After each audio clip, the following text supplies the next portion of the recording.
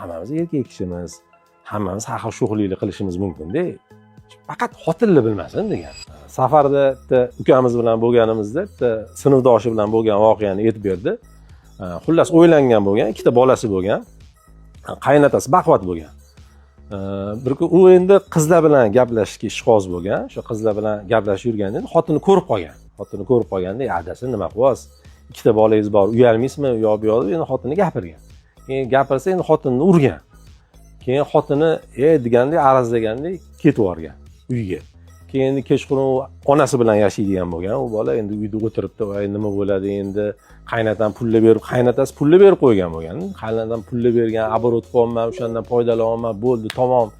Keladi, bo'g'zimdan oladi" deb o'tirgan. Kechasi bilan uxlamagan. Ertalab azonda eshigi jirg'inlayapti. Keyin bunday chiqsa, qaynotasi qizi bilan turibdi. Keyin kuyov "Yaxshimisiz?" deyapti. "Ha, keling." Keldik, qudam shu yerdamanlar. Ha, bo'ldi. Keyin kirgan, onasi ham bilmaydi.